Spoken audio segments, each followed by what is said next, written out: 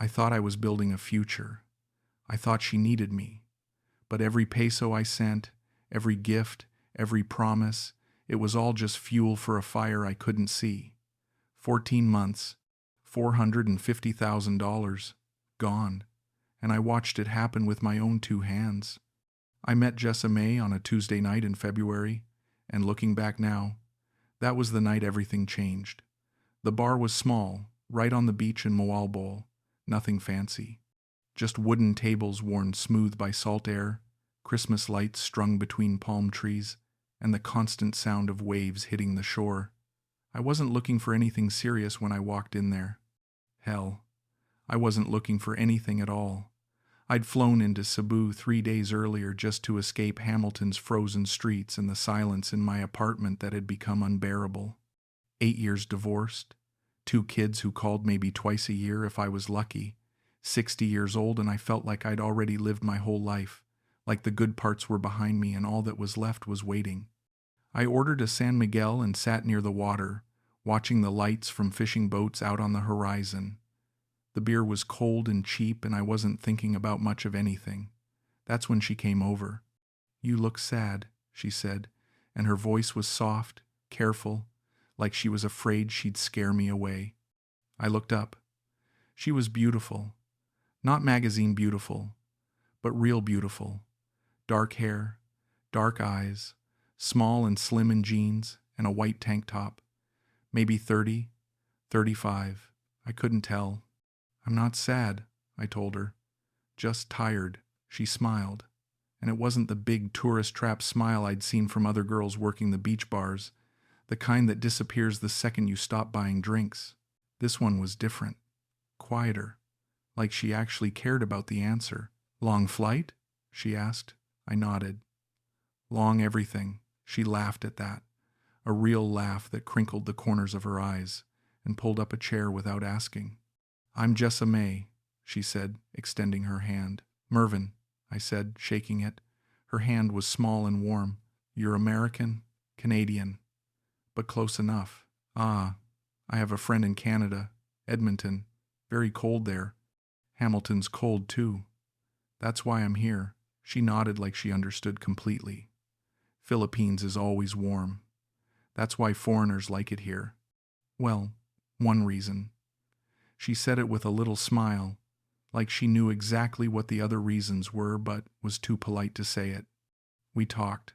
She told me she was 31, from Tacloban originally, but she'd been working in Moalboal for 2 years. She worked at the bar, serving drinks, chatting with tourists. "It's okay work," she said with a shrug. "The owner is kind. The customers are mostly nice, sometimes drunk, but nice." She told me about the typhoon Yolanda that hit when she was younger, how it destroyed half her city, how her family's house got washed away and they had to rebuild with almost nothing. "We lost everything," she said quietly. "Photos, clothes, my school things, everything. But we survived. That's what matters." She told me about her mother, who was sick now, diabetes and high blood pressure, and how expensive medicine was in the Philippines. "My mama, she's strong," Jessa Mae said, "but she's getting old, and the medicine, it's so expensive. Sometimes I can't afford it all. I send money home every week, but it's never enough." She told me about her younger brother who had to drop out of college because they couldn't afford the tuition anymore.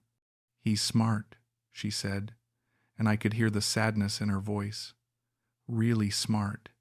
He wanted to be an engineer, but we just don't have the money." And I just listened. I hadn't listened to anyone in years. Not really. My ex-wife used to complain that I never listened, that I was always thinking about work or fixing something or just zoned out. Maybe she was right. But sitting there with Jessa Mae, I listened to every word. "You have kids?" she asked after a while. "2, I said.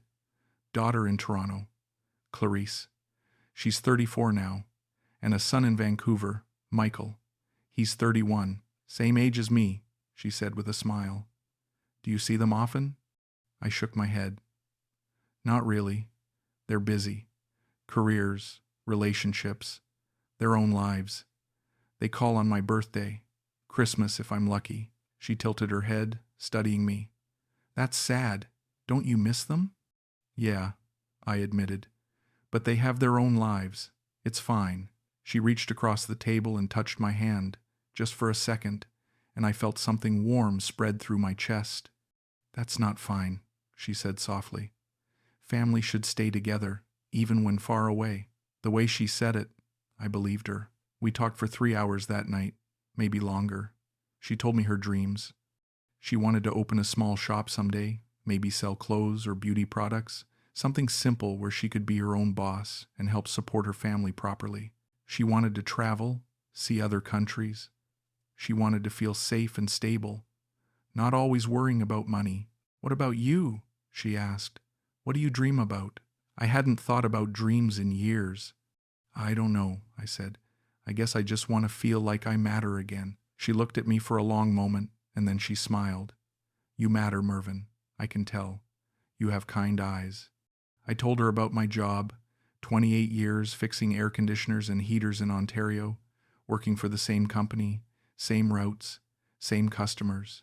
I told her about my ex-wife, Susan, how she left me for a guy she met at her yoga studio, some personal trainer half my age with muscles and confidence I never had. I told her about my empty house and how I sold it after the divorce because I couldn't stand being there alone, how I moved into a small apartment and realized I had nothing to fill my days with anymore except TV and takeout and silence. I'm sorry, Jessa Mae said. That must have been very painful. It was, I said, but it's been 8 years. I'm over it. Are you? She asked, and the question hit me harder than I expected. By the time I left that bar, the moon was high and the beach was empty except for a few fishermen preparing their boats. I felt something I hadn't felt in years. I felt wanted, seen, like I existed as more than just a paycheck or a disappointment. She walked me to the road where the tricycles waited and smiled up at me. Will I see you again? She asked. I didn't even hesitate. Yeah, you will. I came back the next night, and the night after that. We'd sit at the same table and talk for hours. She never pushed, never asked for anything. She just listened and laughed at my stupid jokes and made me feel like the most interesting man in the world. On my last day in Moalboal, she met me for breakfast at a small place near the water.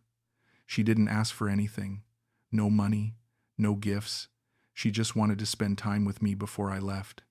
When I hugged her goodbye at the bus station, she held on a little longer than I expected, her face pressed against my chest. Come back soon, she whispered. I will, I promised. I flew home to Hamilton 3 days later and couldn't stop thinking about her. I'd catch myself smiling at work, replaying our conversations in my head. For the first time in 8 years, I had a reason to wake up in the morning. I had a reason to smile. I went back to the Philippines in May. 3 months felt like 3 years.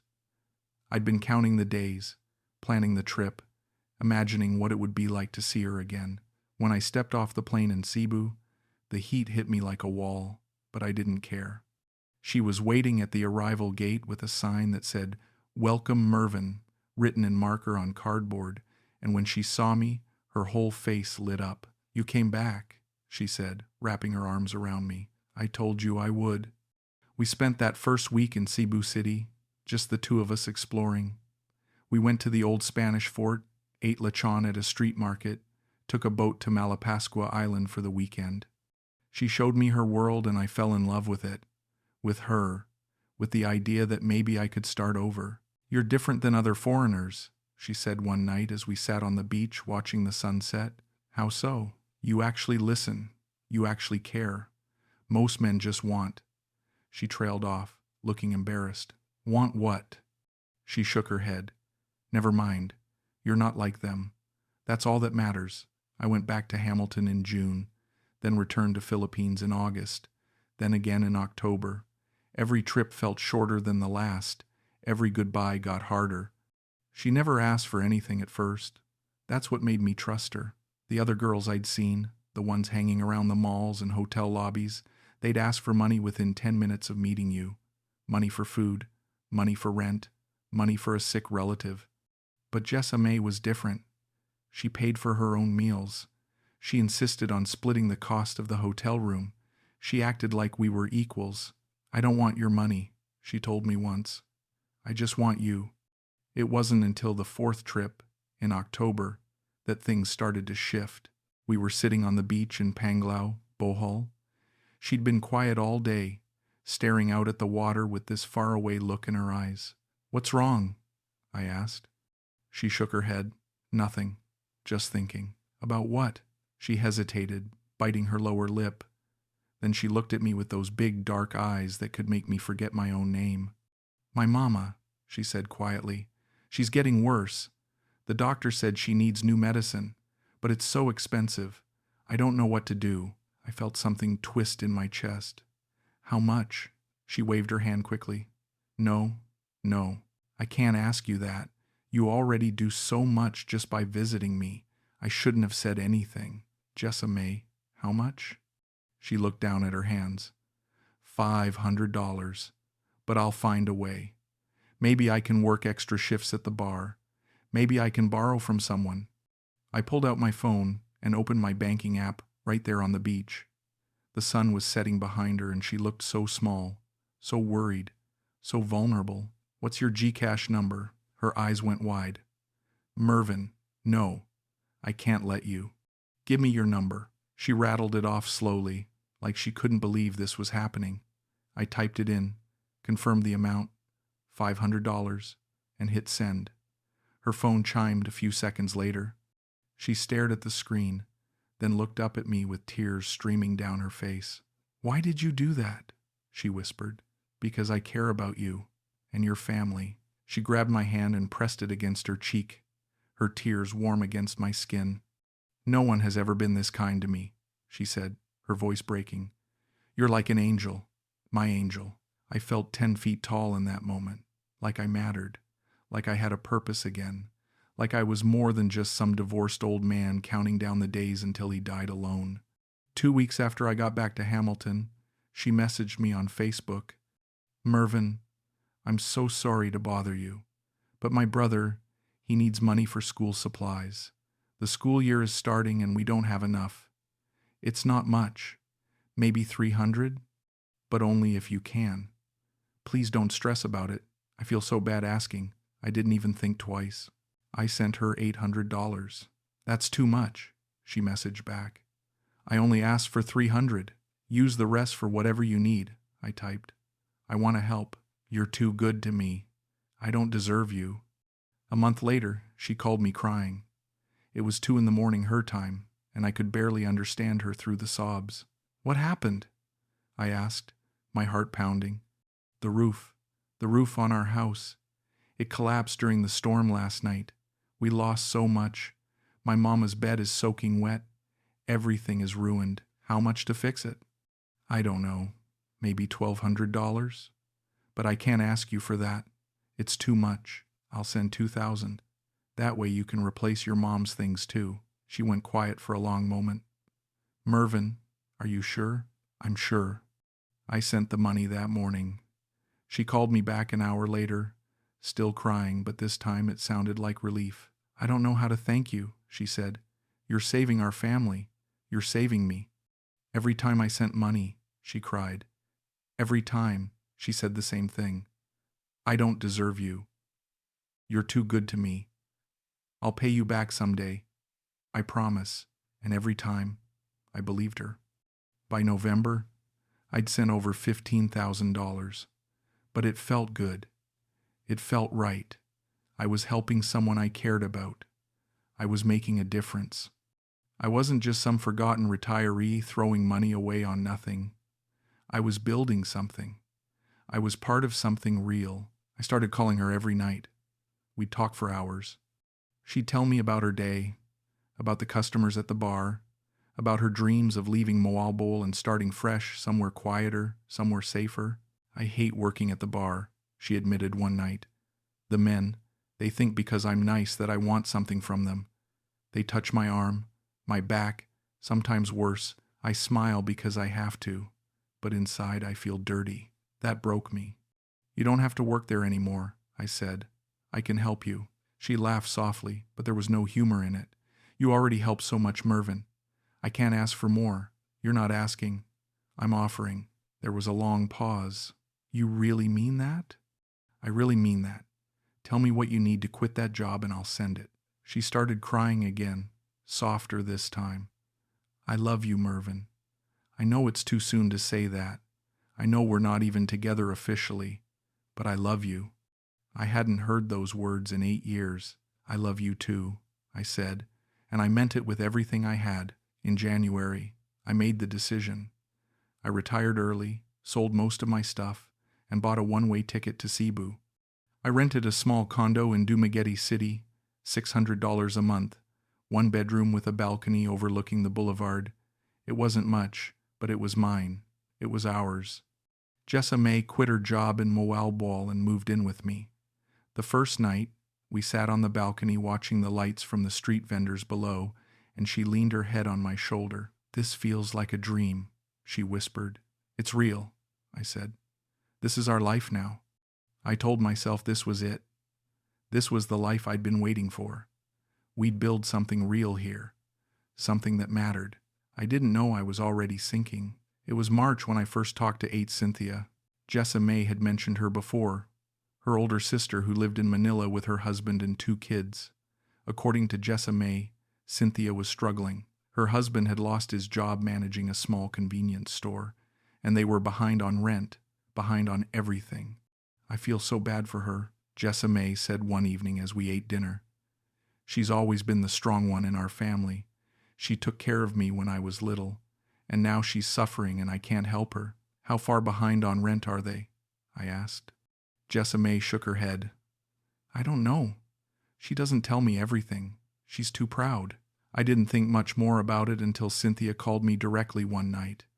Jessa Mae handed me her phone with an apologetic look. It's 8, she said softly. She wants to talk to you. I took the phone, curious. Hello? Hello, Mervin. The voice on the other end was warm, friendly, confident. I'm Cynthia, Jessa Mae's older sister. I just wanted to thank you for taking care of my little sister. She's so happy now. You've changed her life. She's a good woman, I said. I'm lucky to have her. No, she's lucky to have you. I can tell you're a good man, a kind man, not like the other foreigners who come here just to. She trailed off, laughing lightly. Well, you know, I'm just trying to do the right thing. There was a pause. When she spoke again, her voice was different, smaller, more vulnerable. Mervin, I hate to ask this, I really do, but I'm in a really difficult situation right now. My son, Raphael, he's supposed to start high school next month.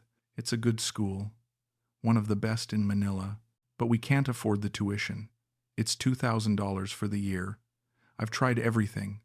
I even asked my friends for loans, but no one has that kind of money. And if I don't pay by next week, he loses his spot. I looked at Jessa Mae. She was staring at the floor, her hands folded in her lap, looking embarrassed. 8. Stop, Jessa Mae said quietly into the air, knowing her sister could hear. You don't have to ask him. I'm not asking, Cynthia said quickly. I'm just explaining the situation. I know it's not your problem, Mervin. I'm sorry I even brought it up. It's okay, I said. I can help. I heard Cynthia's breath catch. Are you serious? Yeah. I'll send the money tomorrow. Mervin, no, Jessa Mae said, reaching for the phone. You don't have to do that. But Cynthia was already thanking me, her voice breaking with emotion. Thank you. Thank you so much. You don't know what this means to our family. Raphael is so smart. He deserves this chance. I'll pay you back, I promise, as soon as my husband finds work. Don't worry about it, I said. Just take care of your kid. When I hung up, Jessa Mae looked at me with tears in her eyes. You're too good, she whispered, wrapping her arms around me. Too good. I don't deserve you. I sent the $2,000 the next morning through Western Union. 2 weeks later, Jessa Mae came home from her friend's house looking worried. What's wrong? I asked. She sat down next to me on the couch, taking my hands in hers. It's Nanay. I got a call from Aunt Cynthia. Mama went to the doctor yesterday and they found something bad with her heart. She needs surgery. If she doesn't get it soon, the doctor said. Her voice broke. He said she could die. My chest tightened. How much is the surgery? $5,000. But Mervin, I can't ask you for that. It's too much. We'll find another way. Maybe we can get a loan from someone. Maybe I'll send it, I said. No, absolutely not. That's too much money. Jessa Mae, if your mom dies because I didn't help when I could have, I'll never forgive myself. She started crying, really crying, her whole body shaking. Why are you doing this? Why do you care so much? Because I love you, and your family is my family now. I sent the $5,000 that afternoon. A month later, Cynthia called again. There was a storm in Manila. The roof on their apartment building partially collapsed and they had to move out temporarily. They needed money for a security deposit on a new place. Just $3,500? She said. I know I already asked for so much. But Mervin, we have nowhere to go. We're staying with friends right now and it's so cramped. Raphael can't even study properly. I sent $4,000. Then Jessa Mae's brother needed a laptop for his online classes. $800. Then Cynthia's husband got sick with dengue fever and needed to be hospitalized. $1,200 for the hospital bill and medicine. Then Nene needed physical therapy after her surgery. $2,000. Every time, Jessa Mae would cry and call me her angel. Every time, she'd say, I'll pay you back someday. I promise. When things get better, when I find better work, I promise. And every time, I'd wave it off. I don't need you to pay me back. I just want you and your family to be okay. But late at night, when she was asleep and I was lying awake staring at the ceiling fan spinning slowly above us, I'd add up the numbers in my head. 15,000 in December and January, 25,000 by February, 40,000 by March, 67,000 by June. I told myself it was temporary. I told myself once her family was stable, once Nane recovered, once Cynthia's husband found steady work, things would calm down. The emergencies would stop. We could just live our life. I told myself I was investing in our future, in her family's future, in something real and meaningful. In late June, Jessa Mae said we should visit her family. I want you to meet everyone properly, she said. Not just talk on the phone. I want them to see the man who's been so kind to us. We drove to Tacloban on a Saturday morning. It took 6 hours on terrible roads, but Jessa Mae held my hand the whole way, telling me stories about growing up there, pointing out landmarks from her childhood. When we arrived, Nane's house was small but tidy. Concrete walls, a tin roof, a tiny yard with chickens pecking at the dirt. Nane was a tiny woman with gray hair pulled back in a bun and a tired smile. She hugged me tight and called me Anak, son. Salamat, she said, gripping my hands. Thank you for helping my family. You are a blessing from God. Her brother, the one who dropped out of college, was a skinny 20-year-old with shy eyes. He shook my hand and thanked me for the laptop, for the school supplies, for giving him a chance to finish his education online. Cynthia was there too, with her husband Eddie and their kids. She hugged me and introduced me to everyone like I was already part of the family. This is our Kuya Mervin, she announced, the one I told you about, the good man. Everyone was so grateful, so kind. Eddie shook my hand firmly and promised me he was looking for work, that he'd pay me back as soon as he could. The kids showed me drawings they'd made at school. Nene served me the best food in the house, piling my plate high with adobo and rice.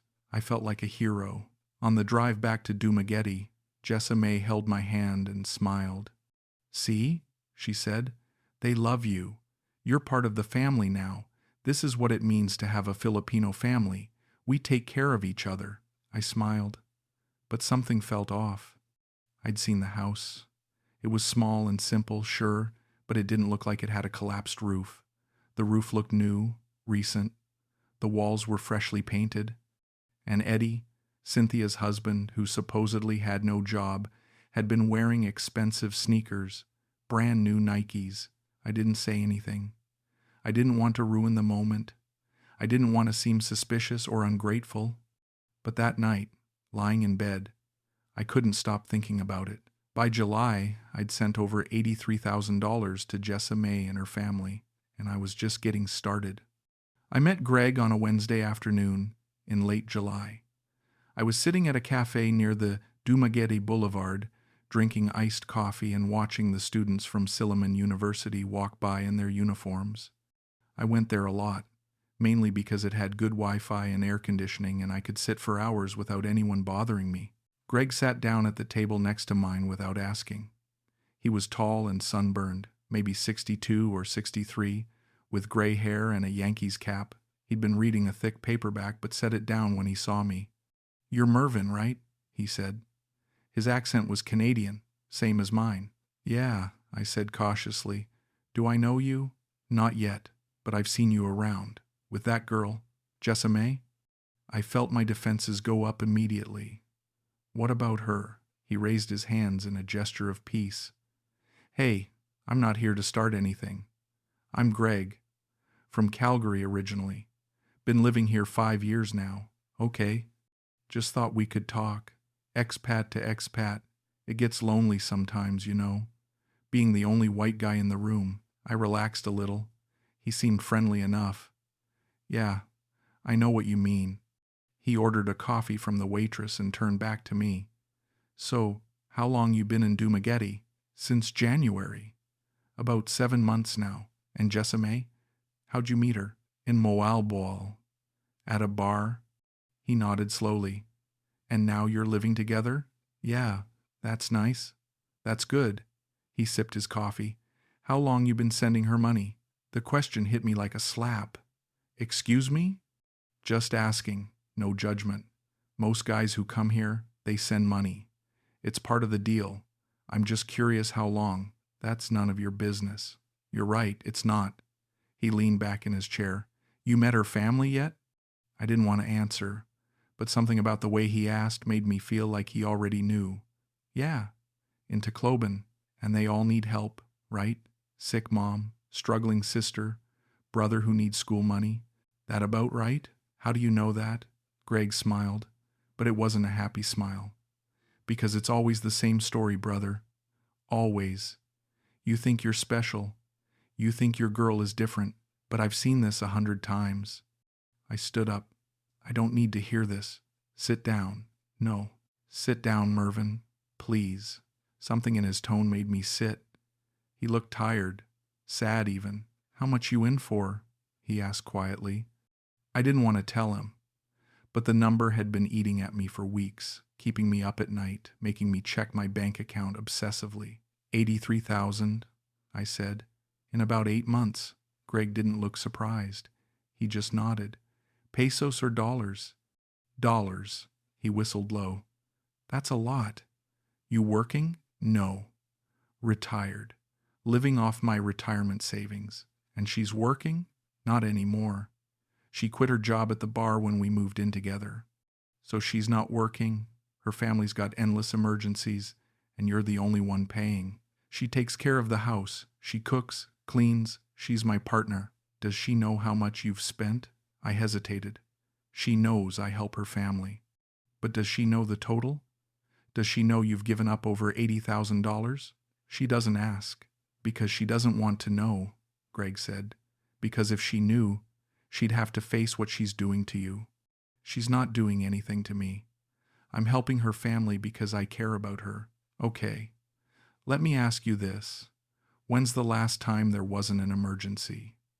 When's the last time she said, 'We're good, Mervin. We don't need anything right now'?"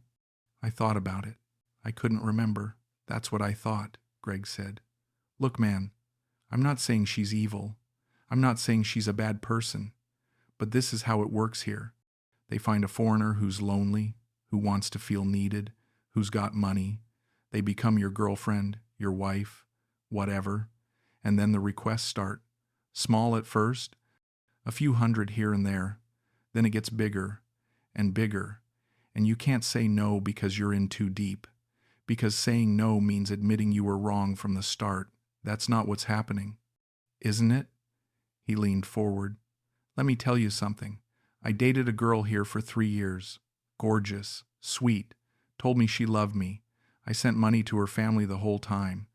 Surgery for her mom, tuition for her sister, business loans for her brother. You know what happened? I ran out of money, spent my whole retirement fund, and you know what she did? She left, found another foreigner with a bigger bank account. Last I heard, she's married to some Australian guy now, and he's probably going through the exact same thing. I shook my head. Jessa Mae's not like that. They're all like that, brother. That's what you don't get. This isn't personal. This is business. You're not her boyfriend. You're her ATM. I stood up again, my hands shaking. You don't know her. You don't know us. Greg sighed. You're right. Maybe I don't. Maybe she's different. Maybe you'll live happily ever after and I'm just a bitter old man who got burned. But let me ask you one more question before you go. What? What happens when the money runs out? I didn't have an answer for that. I walked out of the cafe and didn't look back. That night, I couldn't sleep. Jessa Mae was beside me, breathing softly, her hand resting on my chest. I stared at the ceiling and replayed the conversation with Greg over and over in my head. He was wrong. He had to be wrong. Jessa Mae loved me. Her family appreciated me. I wasn't some sucker getting played. I was building something real, but I couldn't stop thinking about what he said. What happens when the money runs out? I got up quietly and went to the living room, opening my laptop. I logged into my bank account and looked at the numbers. $450,000 when I retired, $367,000 left now, $83,000 in 8 months. At this rate, I'd be broke in less than 4 years. Maybe 3. I closed the laptop and sat in the dark. I told myself I'd slow down. I'd set boundaries. I'd talk to Jessa Mae about money, about budgeting, about planning for the future. But when she woke up the next morning and smiled at me and said, "Good morning, my love," I forgot all about it. 2 weeks later, Cynthia called again. Her youngest daughter needed braces. $4,000. I sent the money without asking Jessa Mae first. I saw Lando for the first time on a Sunday morning in late August. Jessa Mae and I were walking through the public market in Dumaguete, looking at fruits and vegetables, when I heard the roar of a motorcycle engine behind us. I turned around and saw a guy on a brand new bike, sleek and black. Probably cost more than what I paid for 3 months of rent. He pulled up right next to us and took off his helmet, grinning. "Jessa," he called out. She turned and her whole face lit up. "Lando! Oh my God, what are you doing here?" He swung his leg off the bike and walked over to us.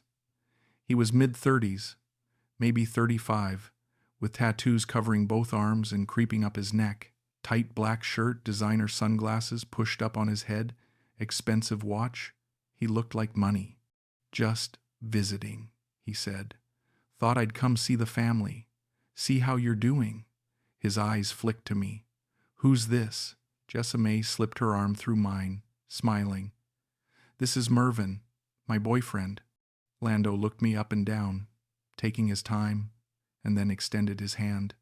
His grip was firm, too firm, and he held on for a beat too long. "Nice to meet you, man," he said. "Jessa talks about you all the time." "Lando's my cousin," Jessa Mae said quickly, maybe a little too quickly. "From Manila. He's staying with Aunt Cynthia for a few days." "Cool," I said, trying to sound friendly. "Nice bike." He patted the seat proudly. "Yeah, just got it last month. Finally saved enough." I did the math in my head. A bike like that had to cost at least $9,000, maybe more. "What do you do?" I asked. "Freelance work, web design, some programming. It's good money if you know what you're doing." "That's great," I said, but something felt off. We chatted for a few more minutes. Surface level stuff about the weather and how busy Dumaguete was getting. Then Lando looked at Jessa Mae and said, "You busy tonight? Thought we could grab dinner, catch up." She glanced at me. "Maybe. I'll text you." He nodded, put his helmet back on, and roared off. I didn't say anything right away, but I couldn't shake the feeling. That bike, those clothes, that watch. How does a freelance web designer afford all that? "How's your cousin afford a bike like that?" I asked as we walked through the market. Jessa Mae shrugged. "I don't know. Maybe he got a loan, or maybe he's doing really well with his work. Why? Just curious." She squeezed my arm. You're not jealous, are you? Of your cousin? No? She laughed. Good, because that would be silly. But I was jealous. Not because I thought they were together, but because of the way she lit up when she saw him, the way she smiled. It was different than the way she smiled at me. 2 weeks later, I saw them again. I'd told Jessa Mae I was going to the hardware store to buy some things for the condo. A new faucet for the bathroom sink, some light bulbs, basic stuff. But the hardware store was closed when I got there, some holiday I didn't know about, so I decided to walk around for a bit. I stopped at a cafe near the church, the same one where I'd talked to Greg, thinking I'd get an iced coffee and maybe read for a while. That's when I saw them. They were sitting at an outdoor table, partially hidden by a potted plant, but I could see them clearly. Jessa Mae was laughing, her head tilted back, her hand covering her mouth. Lando was leaning close, his hand on the table near hers, saying something that made her laugh even harder. They looked comfortable together, natural, like they'd done this 1,000 times before.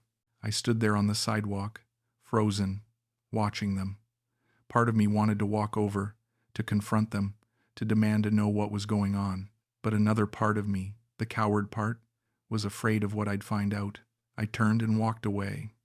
That night, when Jessa Mae came home, I was sitting on the couch pretending to watch TV. Hey, she said, kissing my cheek. How was your day? Fine. Hardware store was closed. Oh no. That's annoying. Yeah. I paused. I saw you today, with Lando. She froze for just a second, and then her face went carefully neutral. Oh yeah. He wanted to get lunch before he went back to Manila. Did you see us? You should have come over and said hi. You didn't tell me you were meeting him. She frowned. Do I have to tell you everything I do? No. Why don't you trust me? Her voice got louder. After everything I've done for you? After everything you've seen? I'm not saying I don't trust you. Then what are you saying? I didn't know how to say it. I didn't know how to explain that seeing them together made me feel small and old and replaceable. That I saw the way she laughed with him and realized she never laughed with me like that. Nothing, I said. I'm sorry. She stood there for a moment, arms crossed, staring at me. Then she shook her head. I'm going to bed, she said. She walked into the bedroom and closed the door. Not slammed, closed, carefully, deliberately, like she was putting a wall between us. I sat on the couch for a long time that night, staring at the TV without seeing it. The image of them laughing together played on repeat in my head. He was younger than me, stronger than me, better looking than me, and she'd lit up when she saw him in a way she never did for me anymore. I wanted to ask her who he really was. I wanted to demand the truth, but I was too afraid of losing her, so I said nothing. And the distance between us started to grow. September bled into October, and I started noticing things I'd been trying not to see. Jessa Mae was disappearing more and more. At first, it was just an hour here and there. She'd say she was going to the market, or visiting a friend, or helping Nene with something. I'd nod and tell her to be safe, to text me when she got there. But the hours stretched longer. 3 hours, 5 hours. Once, she didn't come home until 2 in the morning. I was sitting in the dark when she walked in, and I stood up so fast I startled her. Where were you? I asked, trying to keep my voice steady. She looked exhausted, her makeup smudged, her hair messy. With Nane, she had a bad episode. Her blood pressure spiked and I had to take her to the clinic. Why didn't you call me? I would have come with you. You were sleeping. I didn't want to wake you. Her phone buzzed in her purse. She glanced at it, then quickly put it on silent. Who was that? I asked. No one. Just ate Cynthia. At 2 in the morning? She sighed, irritated. She's worried about Nane too. Why are you interrogating me? I'm not interrogating you. I'm just asking. Well, stop. I'm tired and I don't need this right now. She went into the bathroom and closed the door. I heard the shower turn on. I sat back down on the couch and stared at my hands. Something was wrong. I could feel it in my bones, but I didn't know how to name it, how to confront it without sounding paranoid or controlling. The next morning, she was already gone when I woke up. No note, no text. I sat at the table drinking instant coffee and opened my laptop.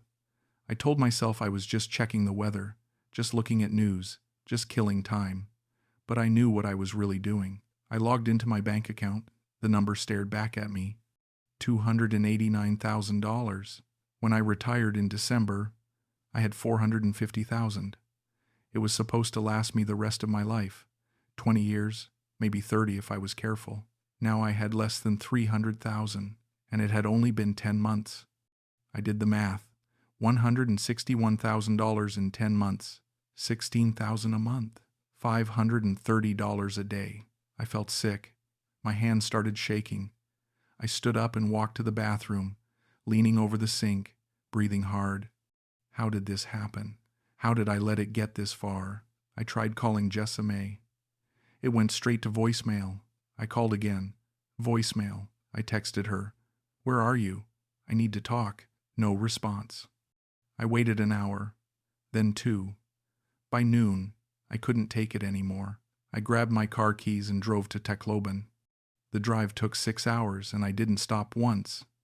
I kept thinking about the house, the brand new roof, the fresh paint, Eddie's expensive shoes. I kept thinking about Lando and his motorcycle and his watch. I kept thinking about all the money, all the emergencies, all the surgeries and tuitions and repairs. Where did it all go? I got to Tacloban just before sunset. The neighborhood looked different than I remembered. Quieter, cleaner. I drove to where Nene's house was supposed to be, the small concrete house with the tin roof. But when I got there, the house was dark, empty. I parked and got out, walking up to the door. I knocked. No answer. I knocked harder. Nothing. A neighbor came out, an older man in a tank top and shorts, squinting at me in the fading light. You looking for Nanai? He asked in broken English. Yeah. Is she here? He shook his head. They moved. Maybe 2 months ago. 3 months. I don't remember. Moved where? He pointed down the road. Big house. White gate. You can't miss it. My stomach dropped. I got back in the car and drove slowly down the road, looking, and then I saw it. A 2-story house, freshly painted white with blue trim, tall white gate with decorative ironwork, brand new tile roof, solar panels on top, a small garden in front with flowers and a concrete driveway. I parked across the street and just stared. This was where my money went. I sat there for 10 minutes, maybe longer, trying to process it. Then I got out and walked to the gate. I could hear voices inside. Laughter, music playing softly, the sound of kids running around. I rang the bell. Footsteps. The gate opened and Cynthia stood there. When she saw me, the smile on her face died. Mervin, she said, her voice careful. What are you doing here? Where's Jessa Mae? I asked. She's not here. Where is she? Cynthia glanced behind her, then stepped out and pulled the gate closed. I don't know. Maybe Dumaguete? I just came from Dumaguete. She's not there. She's not answering her phone. I'm sorry. I don't know where she is. I looked past her at the house. Through the open front door, I could see brand new furniture, a flat-screen TV on the wall, tile floors, air conditioning units in every window. Nice place, I said quietly. Cynthia looked down. Mervin, I'm sorry. Sorry for what? She didn't answer. I stood there for a long moment, and then I laughed. It wasn't a happy laugh. It was the laugh of a man who finally understands the punchline to a joke everyone else has been in on from the start. I paid for this, didn't I? I said. Cynthia's eyes filled with tears, but she didn't say anything. The roof that collapsed, the surgery, the tuition, all of it. This is where it went. We needed help, she whispered. We were struggling, and I was the sucker who believed it. You're not a sucker. You're a good man. A good man, I repeated. Right. I turned and walked back to my car. I sat behind the wheel and stared at that house, that beautiful new house that I'd built without knowing it, and I put my head down on the steering wheel. And I cried. I cried like I hadn't cried since Susan left me. Big, ugly, shaking sobs that made my whole body hurt. I didn't know how long I sat there. But when I finally lifted my head, it was dark and the house was lit up from the inside, golden light spilling out of the windows. I drove back to Dumaguete in silence. Jessa Mae still wasn't home when I got there. I sat on the couch and didn't move for hours. My phone buzzed at 3 in the morning. It was a message from Jessa Mae. Sorry I didn't call. Staying with Nane tonight. See you tomorrow. Love you. I stared at that message for a long time. Then I turned off my phone and closed my eyes. I didn't sleep that night. I just lay there in the dark, staring at the ceiling, watching the fan spin slowly, waiting for her to come home. She didn't. The next morning, my phone rang. I'd turned it back on an hour earlier, hoping to see a message from her, but there was nothing. It was Clarice. I almost didn't answer. I hadn't spoken to my daughter in months, but something made me pick up. Dad? Her voice was sharp, tight. We need to talk. Not now, Clarice. Yes, now. I just got a call from your bank. They flagged unusual activity on your account, and since I'm listed as a beneficiary, they contacted me. Dad, what the hell is going on? My chest tightened. It's nothing. It's my money. Nothing? Dad, you've sent over $300,000 to the Philippines in less than a year. $300,000. That's not nothing. I know how much I've sent. Then why are you doing it? What are you paying for? I closed my eyes. Her name is Jessa Mae. I'm helping her, her family. There was a long silence on the other end. Then Clarice laughed, but it wasn't a happy laugh. It was bitter and sad and full of disappointment. You're helping her, she repeated. Dad, you've given away $300,000 to a woman you barely know. I know her. No, you don't. You met her in a bar. How long have you even been together? A year? Almost a year? And you've already given her everything. Dad, that money was supposed to last you the rest of your life. That was your retirement, your security, and you just gave it away. It's my money, I said again, but my voice sounded weak even to me. And what are you going to do when it runs out? What are you going to do in 5 years, 10 years, when you need medical care or help and you have nothing left? Who's going to take care of you? I don't know. Exactly. You don't know, because you're not thinking. Her voice cracked. Dad, please listen to me. This woman doesn't love you. She's using you. You don't know her. I don't need to know her. I know this story. We all do. You're not the first lonely man to fall for this, and you won't be the last. But you're my dad, and I can't just watch you destroy yourself. I'm not destroying myself. I'm building a life. You're building nothing, she was yelling now. You're paying someone to pretend to love you, and when the money runs out, she'll leave. She won't? Yes, she will. Dad, please come home. Come back to Toronto. You can stay with me until you figure things out. We can fix this. I'm not coming home. Why not? Because there's nothing there for me. No one. The words hung in the air between us, sharp and painful. That's not true, Clarice said quietly. I'm here. Michael's here. We're your family. You're busy with your own lives. You don't need me. That's not true. Yes, it is. When's the last time you called me? When's the last time Michael came to visit? You only call now because you're worried about the money, not about me. The money. That's not fair, isn't it? I felt something break inside me. I've been alone for 8 years, Clarice. 8 years. And for the first time since your mother left, someone makes me feel like I matter, like I have a purpose. And you want me to give that up? She doesn't love you, Dad. She loves your bank account. Maybe she does. But at least she's there. At least she talks to me. At least she makes me feel like I'm still alive. Clarice was quiet for a long time. When she spoke again, her voice was sad and tired. I love you, Dad, but I can't watch you do this to yourself. If you want to throw your life away, I can't stop you. But don't call me when it all falls apart. Don't call me when you're broken alone and you realize you were wrong. Clarice, she hung up. I sat there with the phone in my hand, staring at the screen. Then I turned it off. 2 days later, Jessa Mae came home.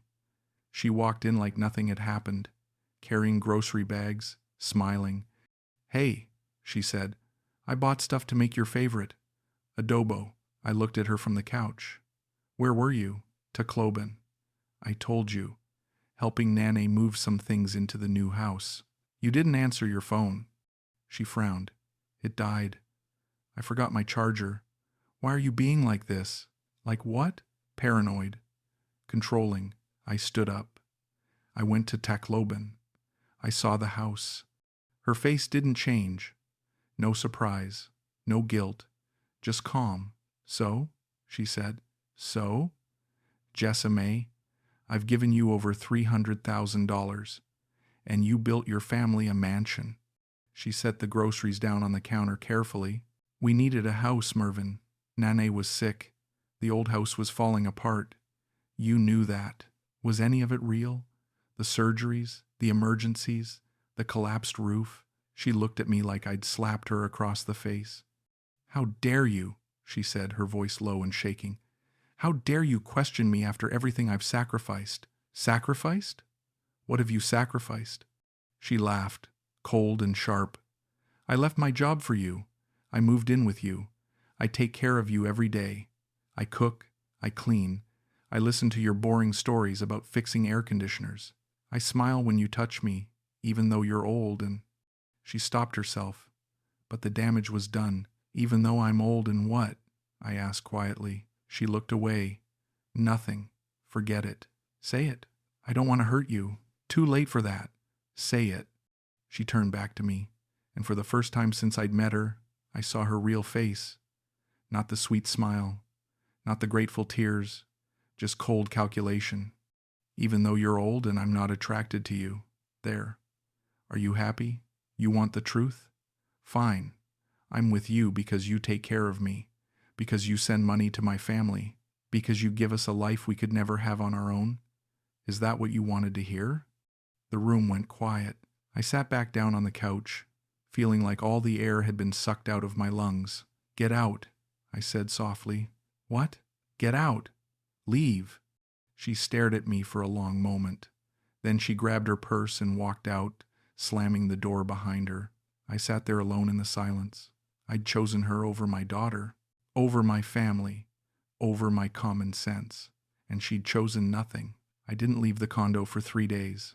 I just sat there, moving from the couch to the bed and back again, not eating, not showering, just existing in a fog of shame and grief. On the 3rd day, Elena knocked on my door. Elena was my landlady, mid-50s, a small Filipina woman with glasses and a kind smile. She owned the building, lived on the 1st floor, and usually came by once a month to check on things. When I opened the door, she took one look at me, and her face filled with concern. Mervin, she said softly, are you okay? I'm fine. You don't look fine. When's the last time you ate? I couldn't remember. She disappeared for a few minutes and came back with a container of soup and some bread. Eat this, she said, pushing past me into the apartment. Sit down. I sat. She heated up the soup in my microwave and set it in front of me on the little kitchen table. Where's Jessa Mae? She asked. Gone. Elena nodded slowly, like she'd expected that answer. She sat down across from me and folded her hands. Can I tell you something? She said. And please don't be angry with me. I looked up at her. What? You're a good man, Mervin. From the first day you moved in here, I could tell. You're kind. You're polite. You tip the security guard every month even though you don't have to. You help the cleaning lady carry her supplies. You're a good man. Okay. But you've been played, she said gently. I'm sorry. I should have said something earlier, but I didn't want to overstep. I didn't want to get involved in your personal life, but I can't stay quiet anymore. My stomach twisted. What are you talking about? Everyone in this building knows. About Jessa Mae, about what she's doing. Knows what? Elena sighed. She has 3 other men sending her money. One in Australia, one in Germany, one in California, I think. They all think they're her boyfriend. They all think they're the only one. I felt like I'd been punched in the chest. How do you know? My cousin works at the remittance center downtown. The one near Robinson's. She sees the names. She sees the amounts. Jessa Mae comes in almost every week to pick up transfers from different men. It's been going on for years, Mervin. Since before you.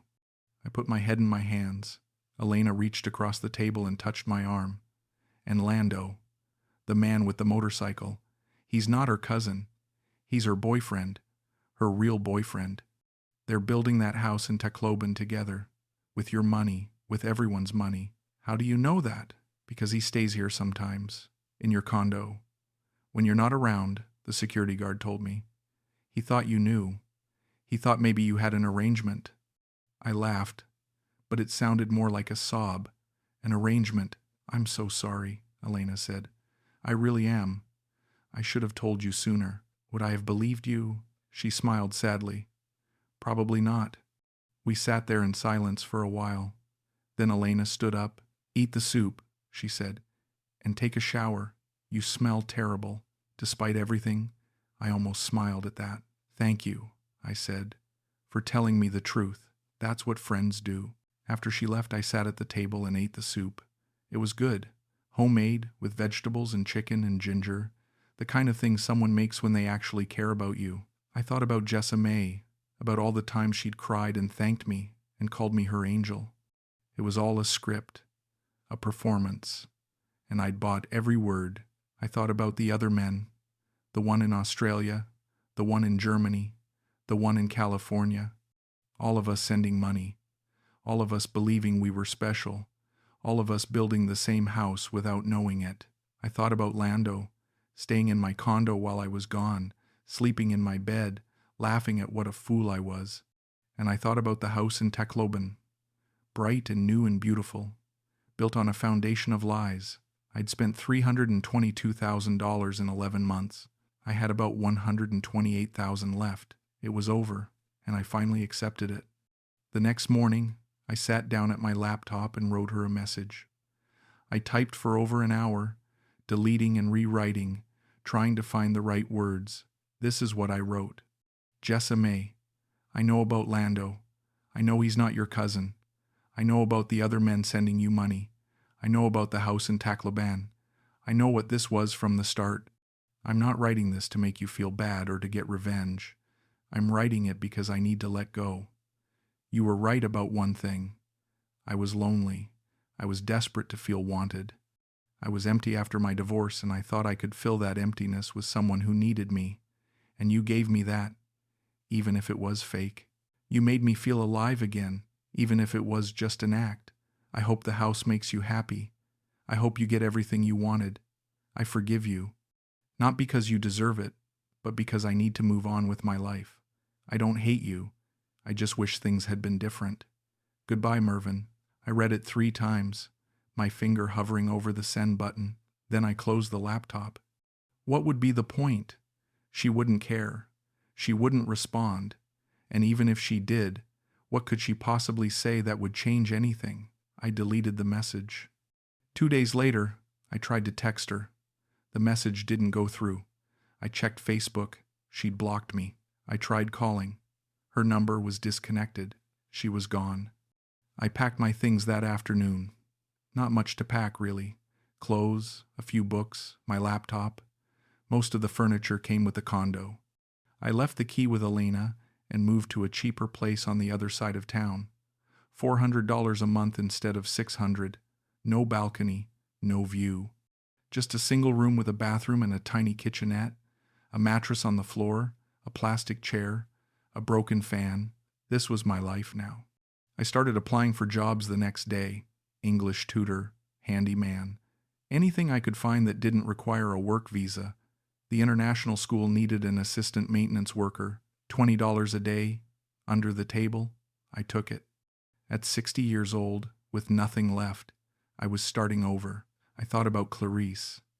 I thought about calling her, apologizing, begging her to forgive me. But I couldn't. Not yet. Maybe not ever. I thought about going home to Canada, but what would I go home to? An empty apartment, a life I'd already left behind, and no money to rebuild anything. So I stayed. I wasn't angry anymore. I'd burned through the anger in those first few days. Now I was just empty, hollow. I worked at the school during the week, fixing leaky faucets and changing light bulbs and unclogging toilets. At night, I'd sit in my tiny room and eat instant noodles and watch old movies on my laptop until I fell asleep. This was who I was now. Not the hero who saved a family, not the generous boyfriend who provided for everyone, not the kind foreigner with a big heart, just an old man who'd been fooled, and I had no one to blame but myself. It's been 4 months now since Jessa Mae left. 4 months since I moved into this tiny room. 4 months since my whole life collapsed. I'm still here, still in Dumaguete. I can't afford to go home. Even if I could, what would I go back to? An empty apartment in Hamilton, a city where everyone knows I'm the divorced guy who ran away to Southeast Asia and lost everything. At least here, I'm anonymous. I still work at the international school. The pay is terrible, but it's enough to cover rent and food. Some days I teach snorkeling lessons at a small dive shop near Darwin. $25 for a half-day session. The tourists tip sometimes, which helps. It's humbling work, but I've learned to appreciate humbling. I see them sometimes. Westerners my age walking down the boulevard with younger Filipinas holding their hands. They look happy, in love, the same way I looked, I'm sure. I want to stop them. I want to tell them to be careful, to set boundaries, to protect themselves, to not believe every sob story and every emergency. But I don't, because they wouldn't listen. I didn't. Greg found me a few weeks ago. I was sitting at the same cafe where he'd warned me, drinking cheap coffee and reading a book I'd borrowed from the library. He sat down across from me without asking. "You look like shit," he said. "Thanks." He ordered 2 beers from the waitress, even though it was only 11 in the morning, and pushed one across the table to me. "She left," he said. It wasn't a question. "Yeah, how much?" $322,000. He whistled low. "Damn." "Yeah." We drank in silence for a while. Then Greg said, "For what it's worth, I'm sorry. I know I was harsh before. I just didn't want you to end up like me." "Like you?" "Broke, alone, stuck here because I can't afford to leave." He smiled, but it was sad. "Welcome to the club, brother." "Thanks. You gonna be okay?" I thought about it. "I'm still breathing. That's something." "That's something," he agreed. "I don't hate Jessa Mae. I've tried, but I can't. She saw an opportunity and she took it. She did what she had to do to survive, to help her family. I was just the latest in a long line of lonely men who wanted to believe they were special.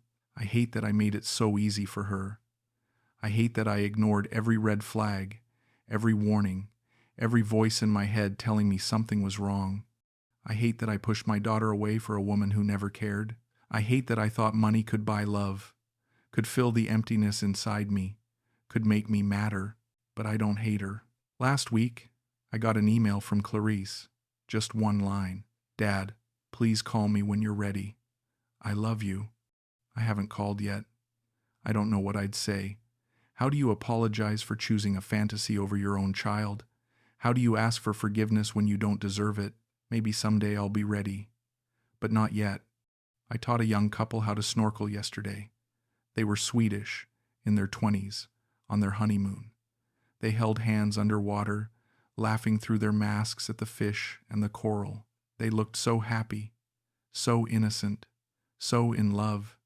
I watched them swim away together, and for just a second, I remembered what hope felt like. I'm 60 years old. I have about $90,000 left in my bank account. If I'm careful, if I live simply, it might last me another 10 years, maybe 15 if I'm lucky. I live in a country that isn't mine, doing work I never imagined I'd have to do at this age. I sleep on a mattress on the floor in a room the size of a closet. I eat instant noodles most nights because they're cheap and I can't afford anything else. But I'm still breathing. I see couples on the beach sometimes, old men with young women, and I wonder if they know. I wonder if they've done the math. I wonder if they'll learn before it's too late. Probably not. I didn't. Someone asked me the other day if I regret coming to the Philippines. A tourist at the dive shop, an American guy, my age, married, just visiting for a week. "You live here?" he asked. "Yeah. You like it?" I thought about the question. Did I like it? I don't know. I don't know if it matters. It's home now, I said. Must be nice. Retiring somewhere warm. I almost laughed at that. Retiring. Like I had a choice. Yeah, I said. It's nice. But at night, when I'm alone in my room and I can't sleep, I think about what my life could have been if I'd stayed in Hamilton, if I'd tried harder with my kids, if I'd been smarter, less desperate, less naive. I think about the $450,000 I had when I retired, the money I'd worked 28 years to save, the security I thought would last me the rest of my life, gone in 14 months. I think about Jessa Mae sometimes. I wonder if she thinks about me at all. Probably not. I was just a transaction, a means to an end. I wonder if she's happy in that house, if the solar panels work, if the air conditioning keeps her cool, if she laughs with Lando the way she used to laugh with me. I wonder if she ever feels guilty, if she ever wakes up in the middle of the night and thinks about the old Canadian man she destroyed. Probably not, but I'm still here, still breathing, still trying to figure out how to live with what I've done. And maybe someday, that'll be enough. Maybe someday, I'll call Clarice and tell her I'm sorry. Maybe someday, I'll forgive myself for being so stupid, so desperate, so blind. Maybe someday, I'll be okay, but not today. Today, I'm just a 60-year-old man who lost everything because he wanted to feel loved, and that's a truth I'll carry with me for the rest of my life.